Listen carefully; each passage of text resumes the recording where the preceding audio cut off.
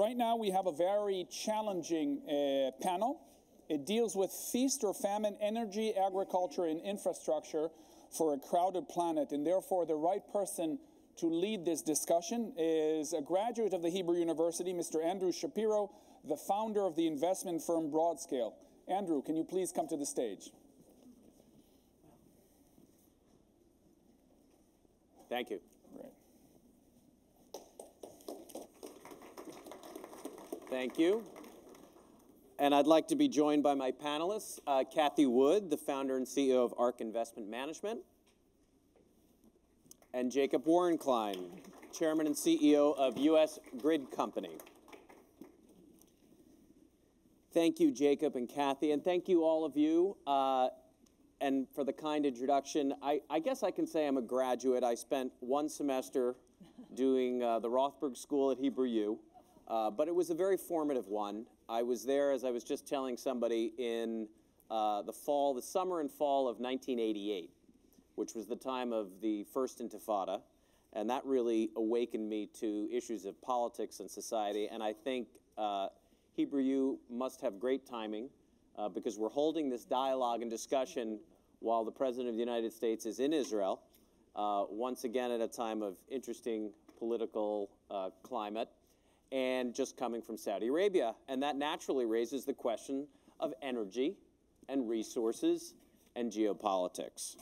So we're going to start by talking about the biggest challenges in the energy field today. I'm going to ask Jacob Worenklein to help us understand a little bit. We've already heard this morning about the reason that climate change is one of the most transformative potential changes to our civilization and one of the biggest challenges to us as a society. What we're going to talk about now are some of the ways that the energy industry is responding, I think in hopeful ways, but also there are great challenges ahead of us. And we're going to talk not only about the power sector and maybe oil and gas, but also about some of the new adjacent areas in transportation and mobility, maybe even getting into ag tech and some related spaces. So Jacob, let's start with you. How do you see the energy industry, which you've been involved in for decades, responding to the great challenges that are currently in front of us? Well, thank you very much. And it's wonderful that we will all be able to solve these world's problems in the next 20 minutes. And so that's all we need. Good. That's all we need. I would say that from the perspective of the United States, and let's call it other major industrialized countries, which have had a very long period of time of generating power using what is now old technology, I think our great challenge in the United States and really in the world is to figure out how do we make the transition from fossil fuel as a very conventional form of generation technology or oil as the major lubricant of our economy to less carbon intensive alternatives. And so carbon, I would say, is, as we've heard this morning, clearly the great challenge, which is the need for us to do what the U.S. Department of Energy quadrennial review recently published calls a deep decarbonization of our economy. And that requires the kind of brilliance, I would say, innovation, imagination, that I would think the Hebrew University and other major Israeli institutions and the best minds in the United States really need to apply themselves to, which is how do we do that in a way that retains the efficiency of our economy and that does so in a way that continues to be flexible and reliable. The issue we have, for example, with the movement towards solar, which is solar and wind, et cetera, is it is a remarkably unresponsive technology. It is actually not particularly helpful in creating the flexibility that you need in the economy because the cloud passes and the solar plant doesn't produce. The wind stops blowing, you have some momentum in the turbine, but you're not really getting a lot. What you have in terms of renewables, which is supposed to be the great God-given solution to the problem, is it is a critical element of a problem. It's a critical bridge towards the future, but it by itself will not get us to the sense of responsiveness we need. when you turn on your switch, when a business turns on another production line, etc., to have instantly the power that's needed. You don't necessarily have that.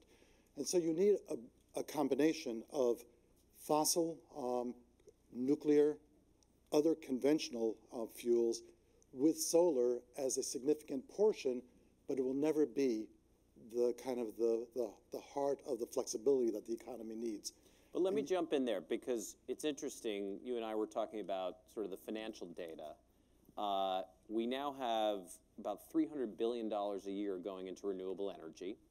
The investment in the United States and in the West in wind and solar is now far outstripping new investment in oil and gas. The number of new workers being employed, an important thing in the renewable energy industry, is outstripping fossil fuels. Do you think that that's a mistake to be going that far into it?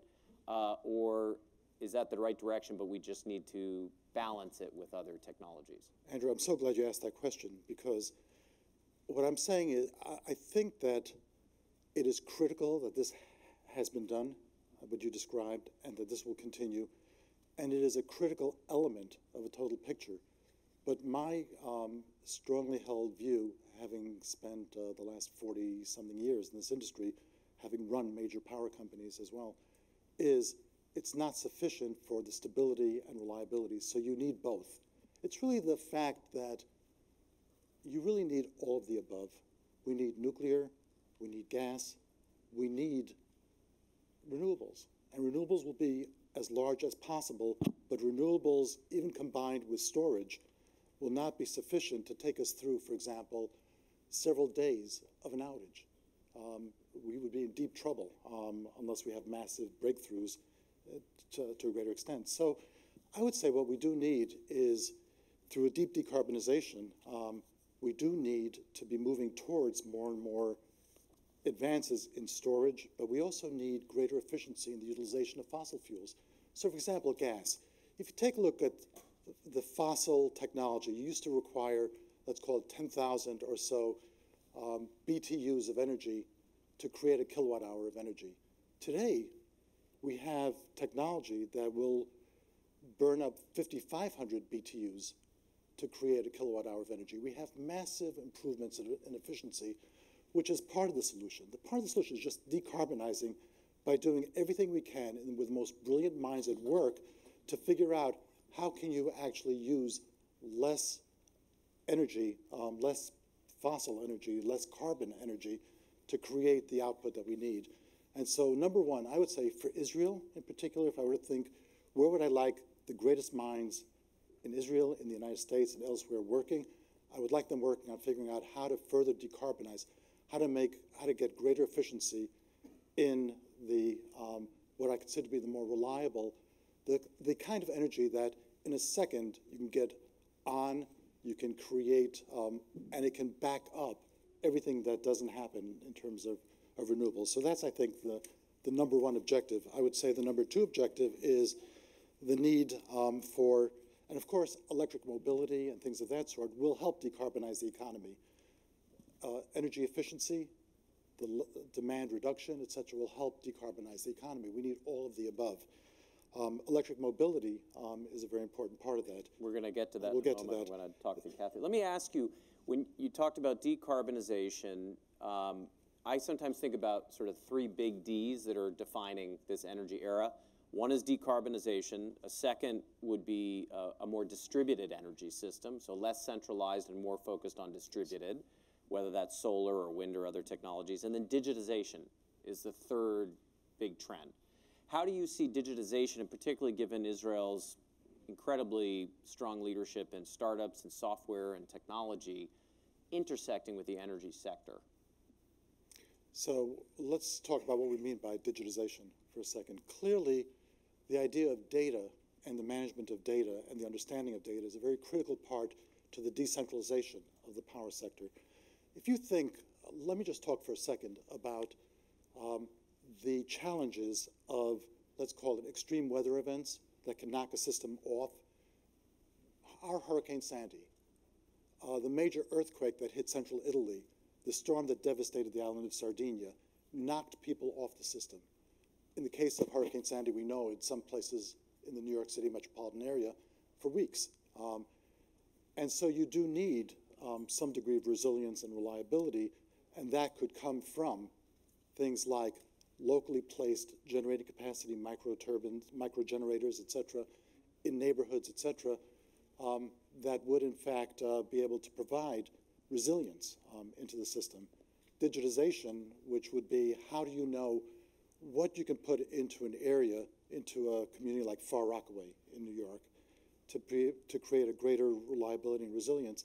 The data of what is being used, when is demand coming on, and what can be put into place exactly in those interstices to be able to get power back up and running and to make it most efficient, all of that is extremely valuable and I think is being developed very nicely. That time will create the ability to have localized supplies of energy that will in fact make up for what is the inevitability of major problems, so that when you have the kind of problems that we have with respect to a carbon environment, extreme weather events, et cetera, global warming, climate change, and the like, we do need to have more options for adaptability, and that will come from some of the issues that you just described. Terrific. Kathy, you run an asset management firm that works on disruptive innovation, so you're following energy and transportation closely.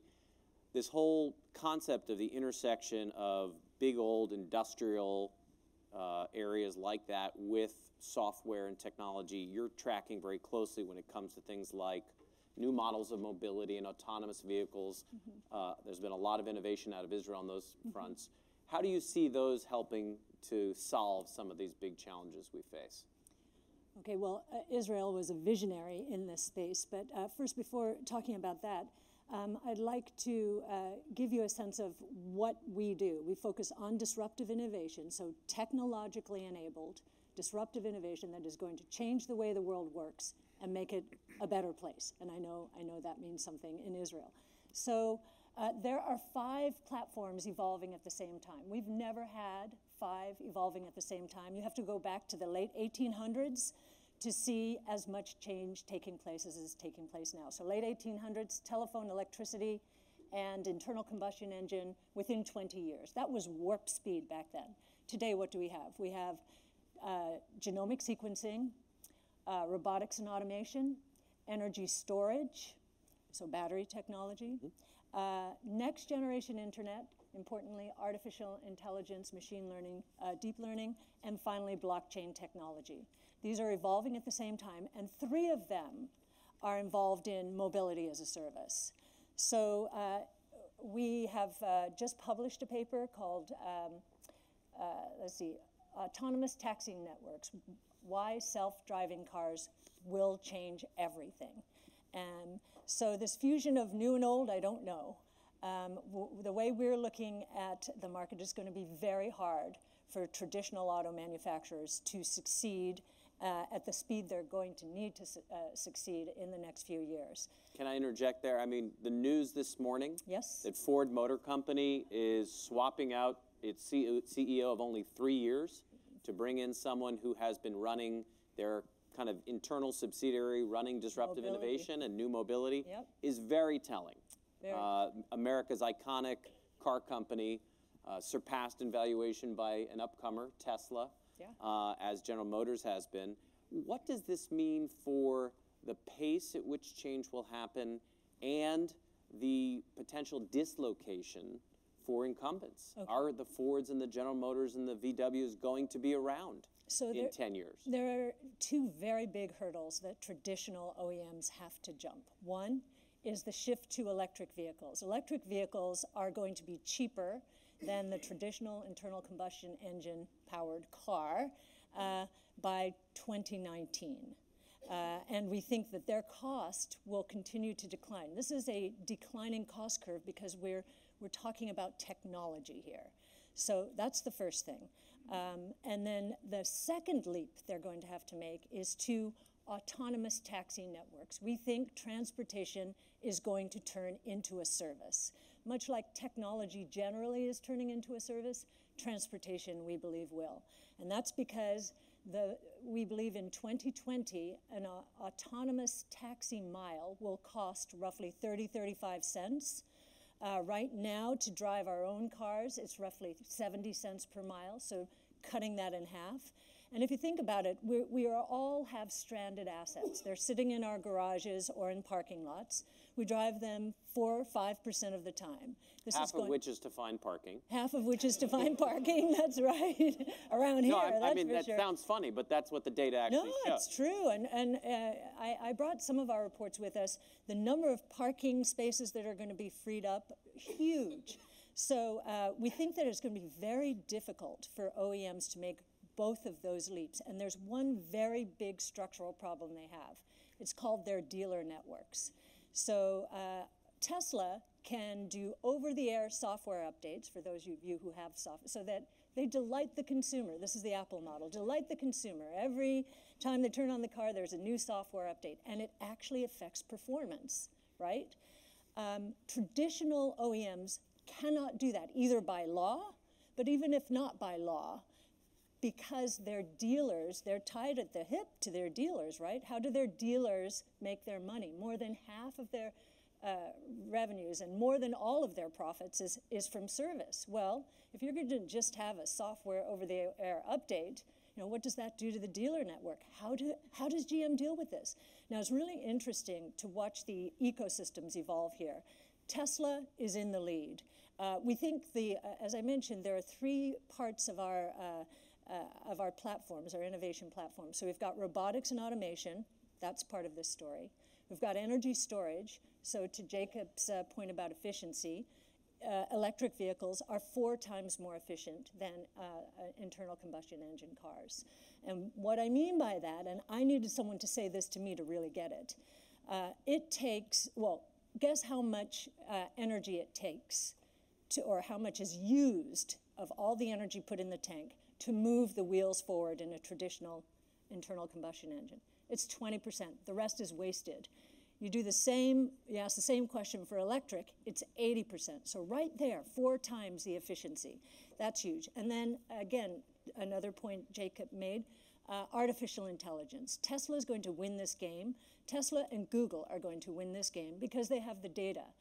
Tesla is collecting the data right now on all the roads in the country, not just our country, and other countries as well, and is going to make very good use of artificial intelligence, machine learning, in order to affect this promise of much safer cars. We'll save 35,000 lives here in the United States, 40,000, and more of them are young people who are texting, right? And we will save 1.2 million lives around the world. So, you know, it's pretty amazing. I think it's going to be very tough for the OEMs to make the leap. And I do think that there is hope for GM, though, because GM took an investment in Lyft. Lyft just signed a deal with Waymo. Waymo is Google's autonomous vehicle. Yeah, they've spun it. So this is fascinating stuff, and we don't have that much time, but I mean, there are technology elements at the heart of this, right? The cost of lithium-ion batteries has gone down 73%, according to Bloomberg, since just 2010. Mm-hmm. But part of what you're hinting at is that we need a new business model. Yes. Mobility as a service. We created a program in San Francisco with the largest rental community there, 10,000 people, called Car Free Living, because millennials today don't want to own a car. It's a hassle to them, right? The insurance costs, the maintenance costs, the fueling costs. I'm curious, in the last few minutes we have, how do we get a new mindset around these changes that we need, both in energy and mobility, to create a more sustainable future? Is it going to naturally happen because of the generational change, or do all of us who are kind of stuck with the idea of I need to own a car or I need to have my fossil fuel power available on demand, how do we actually create the cultural and mindset shift we need? May I suggest something? I think it comes from fear. We have to be properly afraid of what the alternative is. If we do not make these changes, we really are facing a disastrous situation. The world is growing. The population of the world is growing dramatically. The World Bank has put out numbers that suggest that We'll have the 20 most populous nations of the world will increase population by 24% by 2050, 4.9 billion to 6 billion people. And think about what's going to happen in some countries. For example, think about Nigeria. I'd like to just tell you, Nigeria, Congo, and Ethiopia, 3 most populous countries in Africa. Nigeria will go from 182 million today to 398 million people, almost 400 people, over twice as many people as they have. Congo will go 99 million to 190 million people. Ethiopia, 79 million to 195 million people. We have India, which will go from 1.2 billion to 1.7 billion, becoming the largest country, the most populous country in the world, while China stays about the same, etc.